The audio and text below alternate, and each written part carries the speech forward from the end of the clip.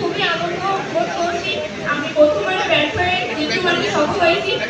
কোনো টাকা ছাড়াই আমার নিজ যোগ্যতায় আমি চাই সততার সাথে আমি এই কাজটি সফলভাবে শেষ করতে।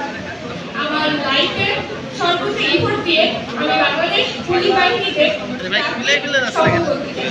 প্রথম মাঠে ব্যর্থ হয়ে দ্বিতীয় মাঠে আলহামদুলিল্লাহ আমি সিলেক্টেড হয়েছি। আমাদের যশোর জেলা থেকে যে 22 জনকে সিলেক্ট করা হয়েছে তার মধ্যে আমি একজন। সবাই আমার জন্য দোয়া করবেন যাতে আমি আমার দায়িত্ব এবং কর্তব্য সঠিকভাবে পালন করতে পারি। এবং এই চাকরির জন্য আমার কোনো টাকা পয়সা লাগে না, আমার লাগেনি নিজ মেধা এবং যোগ্যতা আমি চাকরিটা আলহামদুলিল্লাহ করেছি। সবাই আমার জন্য দোয়া করবেন।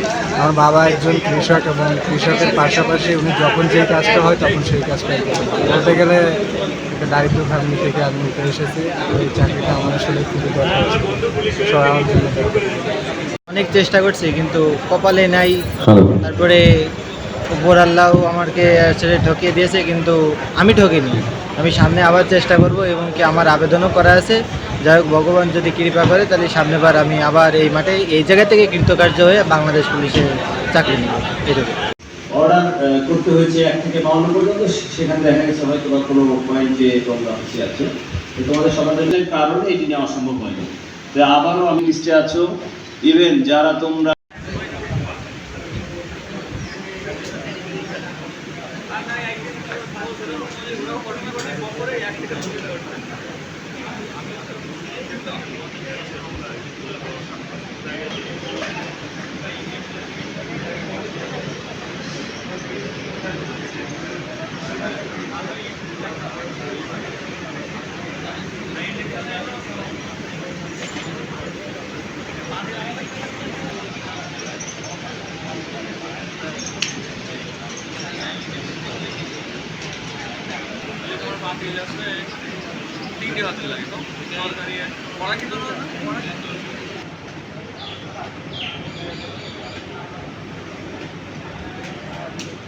হৃদয় থেকে বলছেন।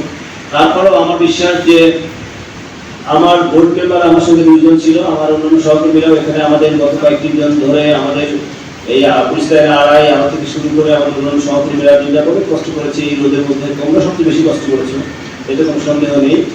তো আমরা আমাদের জায়গা থেকে শতভাগ নিরপেক্ষতা, সততা এবং মেধা, যোগ্যতা এবং ফিজিক্যাল এবং মেন্টাল এই 2টা ফিটনেসের ভিত্তিতে আমরা আমাদেরকে সিলেক্ট করেছি।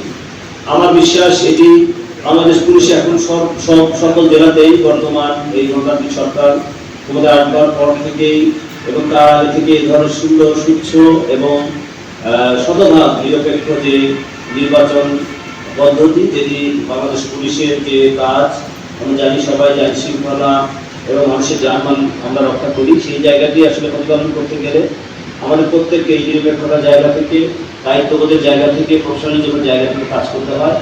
আমরা প্রত্যাশা করব তোমাদের এই যুক্তি, তোমাদের এই সংযুক্তি আমাদের পুলিশকে আরো সমৃদ্ধ করবে, আমাদের প্রফেশনালিজমকে আরো সাহায্য করবে এবং তোমাদের মধ্য দিয়ে আমরা জনসেবার যে কাঙ্ক্ষিত পুলিশ মানুষ প্রত্যাশা করে, বর্তমান সরকার গণতান্ত্রিক সরকার ক্ষমতায় আসবার পরে মানুষের কাছে যে প্রত্যাশাটা বেড়েছে, আমরা প্রত্যাশা করবো তোমরা সেই প্রত্যাশার পথে, আমরা সবাই সেই পথে হাঁটছি, তোমরা সেই পথে আমাদের সাহায্য হবে এবং সেই পথে আমরা যেন আরো ভালোভাবে চলতে পারি সেই লক্ষ্যে তোমরা কাজ করবে ইনশাআল্লাহ।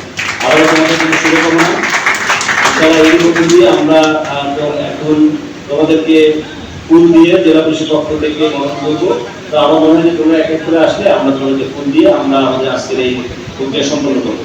এবং বাকি প্রক্রিয়া তোমাদের আছে, সেটি হলো যে যারা তোমরা কোনো ওয়েটিং বা প্রাথমিকভাবে নির্বাচিত হওনি তাদের ডকুমেন্টগুলো তোমাদেরকে দিয়ে দেবে, তোমরা নিয়ে যাবে।